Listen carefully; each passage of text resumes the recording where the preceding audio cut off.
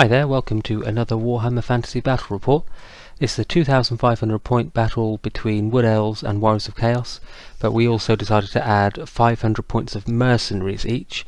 Mercenaries are an idea which you used in the Triumph and Treachery book. We sort of adapted it for ourselves. Mercenaries can be from any army. They have -1 leadership, and the only restrictions are that you must have a Mercenary General who's a character, and the rest of the points can be used on anything you want from that army. So it's effectively a 3,000 point battle we're playing, and we rolled up Dawn of War for the scenario. You'll see the mat is a great improvement on our old one. We just had a plain green mat before. That's a Frontline Gaming mat, and it's well worth checking out if you haven't seen them before. They're not too expensive and they look amazing. I'll just go over the models that are deployed. On my left hand flank, 7 Sisters of the Thorn, and in that unit is a level 4 Spellweaver. I rolled Ockhams, Pit of Shades, Melkoths, and the Enfeebling Foe. So a good selection of spells, although I was actually disappointed not to get the Withering, as that's really useful for Wood Elves. Then a BSB on Stag, 5 Wild Riders, the Pegasus models representing a Great Eagle. And in the middle of the picture you can see the Bloodthirster, who's my mercenary, and he used up my entire mercenary allowance, 500 points. I decided to take him because I realised I could take a Bloodthirster, so enough said really. And on the right hand side of the board there's 5 War Dancers. Inside the wood, which you can't see because they're obscured by the trees, is my unit of 10 Glade Guard with Truthlight arrows. At the back there's 18 Wildwood Rangers. They're actually Swordmaster models that I'm proxying. Another 5 Wild Riders, and my General, who's the Ancient Tree Man, level 2, and he's got Dwellers Below and Awakening the Wood. At the top of the board I deployed my Way Watchers over there on the left hand side. I actually deployed 10 by mistake without realising, without thinking about it, but fortunately before they actually had an effect on anything in the game I remembered, and I did take one off later. So onto my opponent's army. There's 32 Chaos Warriors with great weapons and Mark of Nurgle, and in that unit is a BSB Exalted Hero. Behind them is a Sorcerer on Demonic Mount, level 2, Lore of Nurgle. 20 Clan Rats with a Grey Seer and a Plague weapon team, whatever that's called, that fires like a stone thrower, I think. And 6 Skull Crushers with a Chaos Lord on Juggernaut. And over on the right hand side there's a Spawn with Marketers each, and 8 Chaos Trolls with extra hand weapons and Throg. Should probably mention that the Grey Seer got Howling Warpgale, Skitterleap, Scorch, and of course Dreaded 13th. I'm not sure what the Nurgle Sorcerer rolled, unfortunately. I don't think the Dawn of War deployment rules really affected either of us too negatively. I certainly felt okay with my deployment, apart from my BSB being off on one flank, but he's on a move 9 steed, so that should be alright. Main thoughts at the start of the battle is how on earth am I going to get any points from this army? That's 3 really tough to shift units. I think I can probably handle one of them.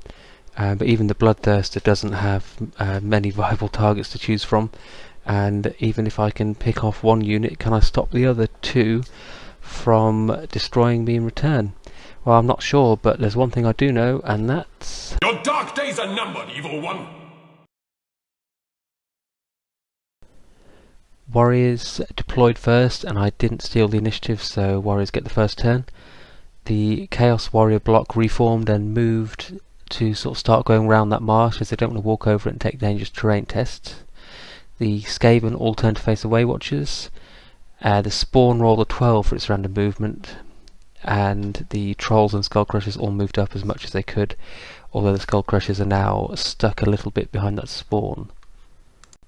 Here's a better shot of the Warriors and Way Watchers, and here's what the other side of the board looks like from the Warriors of Chaos perspective. In the magic phase, the Grey Seer started out with Howling Warpgale, and I let that one through as I was more worried about the other spells which would probably follow. The Bloodthirster can move 8 anyway, so the fact that it stops units from flying didn't bother me, and I didn't really need the Eagle to move much next turn, so that's fine. It also gives -1 to ballistic skill shooting. The Way Watchers are already ballistic skill 5, so I'm not too fussed about that, and it doesn't affect my Glade Guard because they've got Truthlight arrows. He then casts Scorch, which I did dispel. He cast Scorch on the obviously on the Way Watchers. And then for his final spell he tried for Dreaded 13th and he got it off without Irresistible Force. There was no way I could really dispel it, so I used my Dispel Scroll as I didn't want to lose the Way Watchers. In the shooting phase, the Poison Wind Mortar, I think that's what it's called, yeah, that fired and killed 2 of the Way Watchers. So my turn 1. The Bloodthirster marches up 16 and he's just outside of the charge arc of the Chaos Warriors there. The Way Watchers at the top move forward a little bit. Fast Cavalry shuffles round. The Great Eagle moves a massive 4 inches as it can't fly, and I back up the Glade Guard a little bit through the forest. On this side of the board, the Treeman Ancient stays put, he's quite happy there, and I decide to charge my Wild Riders with the Banner of Eternal Flame into Throg's unit. Hopefully put a few wounds onto Throg. I think I might even, if I'm very lucky, be able to kill him. And hopefully take out a few trolls. I don't think I really stand much of a chance of defeating this unit, but I can at least hopefully weaken it significantly. In the magic phase, the Sisters of Thorn got Curse of Anrahire off onto the Chaos Warrior block, which is nice. That'll hopefully delay them a bit as they won't want to move next turn probably. And Occam's was cast onto the Wild Riders, but that was dispelled.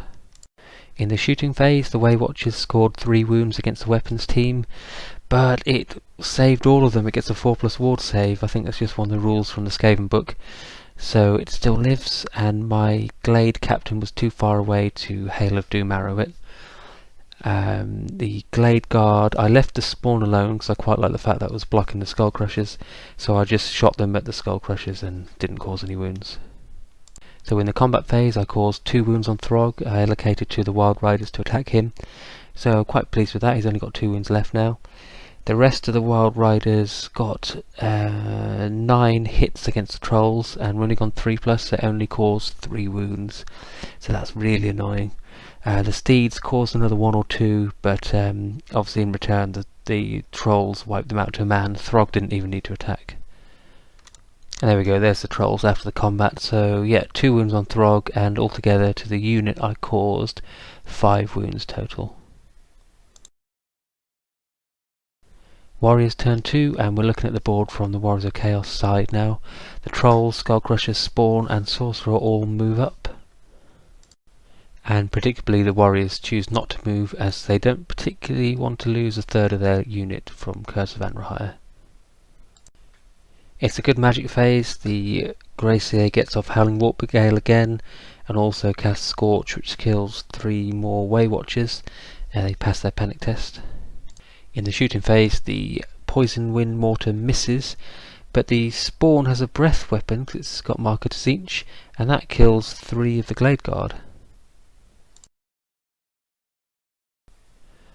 So in Wood Elves turn 2, on the right hand side the Treeman Ancient and the Wildwood Rangers charge into the Troll unit with Throg. The Glade Guard move back and the War Dancers move into the forest in front of the Spawn. The Eagle, although it can't fly, manages to move forward to block the Skullcrusher a little bit.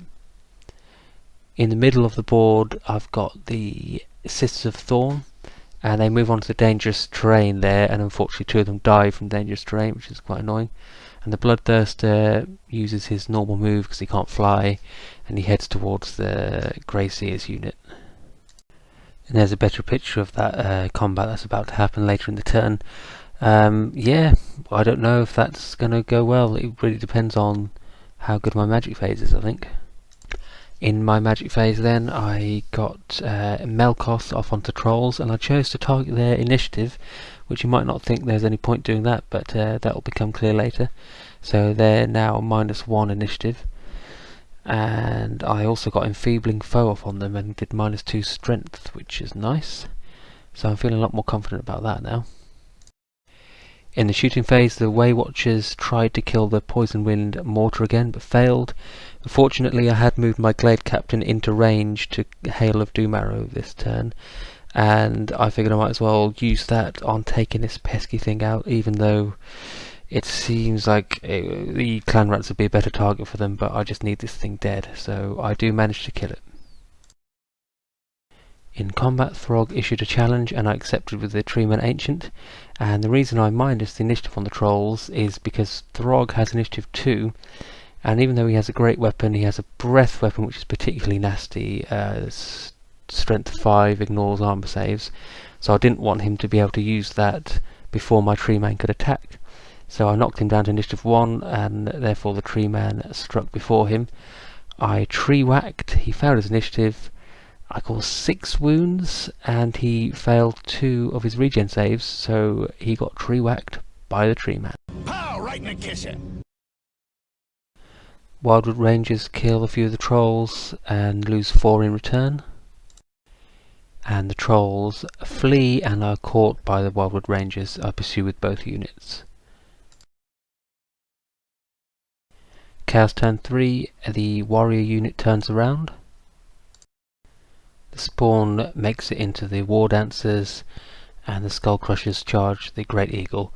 And you can see at the bottom of the picture on my Sisters of Thorn unit, the Spellweaver's actually taken a wound. She failed the Dangerous Terrain test, so actually 2 of the sisters have died from Dangerous Terrain and the Spellweaver's taken a wound, which is really annoying. And in the magic phase, only 1 spell is cast, but I'm unable to stop it.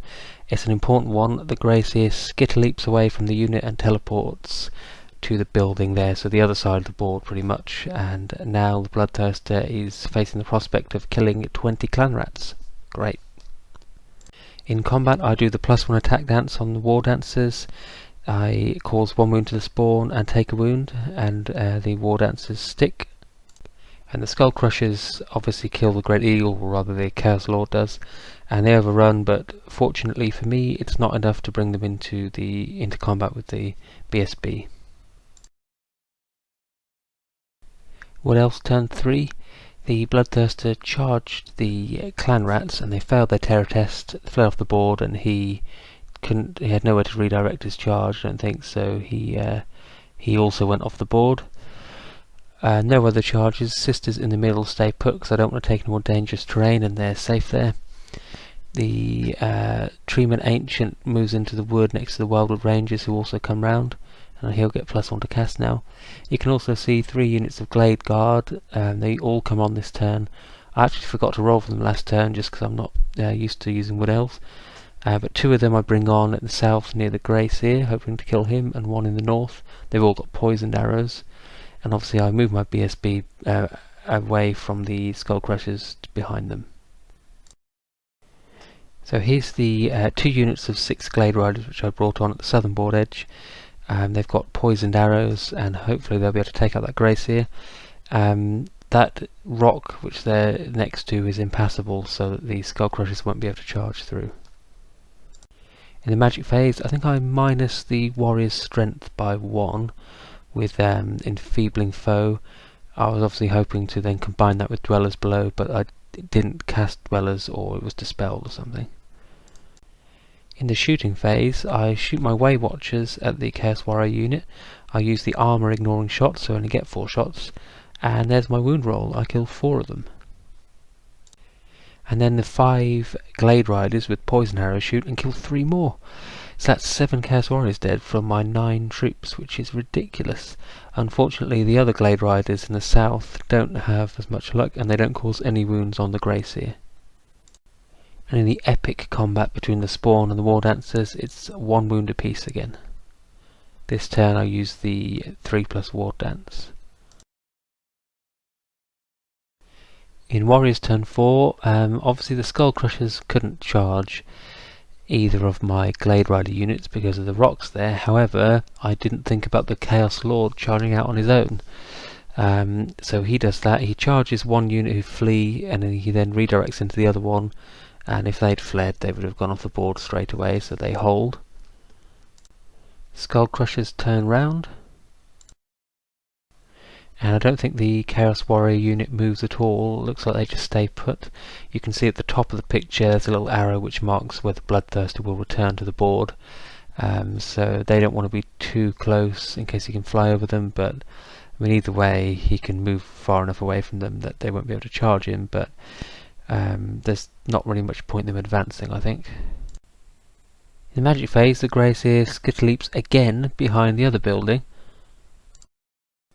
And then in combat, the War Dancers finally kill the spawn. And the Chaos Lord kills 5 of the Glade Riders. They flee off the board and he has to pursue because he's frenzied. What else? Turn 4, the Bloodthirster comes on at the top of the board. I move him, but not very aggressively. I think I move him further away from the warriors possibly, and yeah, basically I'm just afraid to commit him because I think he will die to the warriors. The War Dancers move to block the Skull Crushers because I moved the Treeman up a bit closer in that forest there, and the War Dancers are blocking them from charging, although they have actually left an open avenue for the Skull Crushers to charge the Wildwood Rangers, and it's not that far. So I should have moved them. I think they had more move. I should move them a bit further really. And the Sisters move to the flank of the warrior block and they lose another one to dangerous terrain. In the magic phase I get off enfeebling foe on the warriors again, but unfortunately I get a miscast and I roll a dimensional cascade. Now she doesn't get sucked into the warp fortunately, but she does take a wound and now she's sitting on 1 wound left. And the blast actually only kills 1 Wild Rider, but I lose the rest of my power dice as well, so that was a pretty useless phase. And in the shooting phase, the combined fire from the Way Watchers and the Glade Riders again kills another 3 or 4 Chaos Warriors, so I'm actually starting to whittle that unit down a bit. Chaos turn 5 now. The Skull Crushers do try a charge against the Wildwood Rangers, who flee and bounce through the impassable terrain, but fortunately don't go off the board, so the Skull Crushers fail the charge and just move forward a bit. And the warriors, the Chaos Warrior unit just backs up a little bit. And there at the bottom of the board you can just about see the Chaos Lord saunters towards the Glade Rider unit, and I'm wondering why. We'll find out why he does that. There's a better picture of him. But first it's on to the magic phase. First of all, the Gracie tries to scorch the Wildwood Rangers and I dispel it. And he then casts Dreaded 13th and he gets off a bloody irresistible force, so I can't stop it. And this is the result.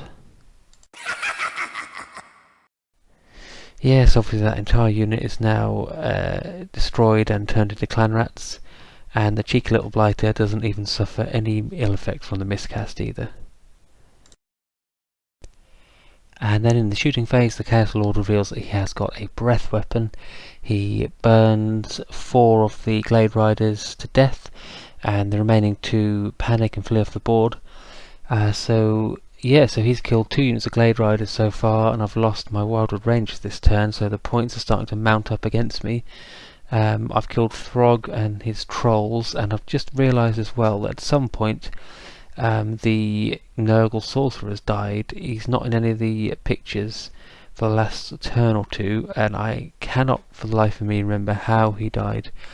But somehow he did, and he didn't do anything either. He had a Dispel Scroll which he used at some point, but he never cast any spells. What else? Turn 5, and I move everyone that can pretty much into a sort of semicircle of death around the Chaos Warriors. And I need to see how many I can take out before I hopefully engage them in combat next turn. Okay, so first of all, Enfeebling Foe is dispelled, but Dweller's Blow from the Tree Man goes off, and yeah, Dan rolls pretty unluckily and gets a lot of 5+s on them, and 10 of the warriors die to Dwellers Below. Everyone else that can shoot at them does so, and it kills a few more, leaving only the front rank left, so that went about as well as I could possibly have hoped. Except for one tiny hiccup in which the Tree Man cast Dweller's Blow on an irresistible force. I rolled for everyone that can generate power dice to take a strength 6 hit from the miscast table. So the Tree Man took a wound. One of the sisters I nominated took a wound but saved it, and then the Sorceress with 1 wound left failed her ward save, just like she's done with every other ward save she's had to take this term. This game, rather. So, yeah, my level 4's now dead as well, and I really did not need that to happen. Warriors, final turn. In the movement phase, the only thing of note which happened was that the warriors marched so that they were out of the front arc of the Bloodthirster, and that was just poor positioning on my part. I could easily have just arranged the Bloodthirster to have a bit of a wider view, but yeah, they're outside of his front arc, so they're safe from him. Although not the other units like the Wild Riders and the Glade Captain, but still. Then in the magic phase, the Greyseer looks at the Glade Guard and says, Path for oblivion. or whatever it is that Greyseers say before they cast some kind of horrible spell. And he casts Dreaded 13th again and turns them all into clan rats. He also casts Howling Warp Gale, but that's of little consequence really. So really, I should have been paying attention to sort of the range on that spell, and I could easily have moved the Glade Guard a bit further away so that he wouldn't have been able to get into range to cast it, but I didn't really think about it, so this is the price that I pay. And here's a better shot of the battlefield, just so you can see where the warriors, the Chaos Warriors, have moved to outside of the front arc of the Bloodthirster. It is difficult with him being on a round base, but we just kind of use common sense really. Hopefully he'll eventually be put onto a square base and it'll be a little bit easier. Yeah, so you can see the Skull Crushers in the middle, they don't even move, there's no point. So on to Wood Elves' final turn. So this is it, this is the final play of the game, and fortunately both of the units that I wanted to get in made it. The Glade Captain on Stag and the Wild Riders make it into the rear of the Warriors. In the magic phase, I cast Curse of Anrahaya, and that gives the Warriors -1 to hit. In combat, the Chaos Warrior champion issues a challenge. I don't have a champion in the Wild Riders, so my Glade Captain has to accept, and the Stag kills the champion, causing 1 wound with its impact hits. I then attack with the Wild Riders and allocate all my attacks onto the actual unit, none onto the Battle Standard Bearer. And they do it. They kill, I believe, exactly enough to wipe out the unit of Chaos Warriors. In return, the Exalted Hero kills all but one of them. He loses combat by quite a long way, but I learn now that he has a Crown of Command, so he doesn't break, and that's the end of the game. The battle is over. You are victorious! And killing that unit of Chaos Warriors right at the end proved to be the decisive factor, as Wood Elves come out with a victory of 1,602 points versus Warriors 1,232. So it really did come right down to the end. It was close and getting closer as the game went on, with me bleeding points in the last few turns and the Greyseer just going crazy and turning 2 units into clan rats, losing my level 4, and really needed to get the points to that unit, which I did. As ever, lots of fun to play, 2 armies with very different play styles, and yet there was still a lot of back and forth, and it really could have gone either way at several points in the battle. I did regret not getting the Bloodthirster stuck in. After all, that's what they're there for, and all he did was scare a unit of clan rats off the board. So that's it for another battle. Thanks for watching, hope you enjoyed it, and see you next time.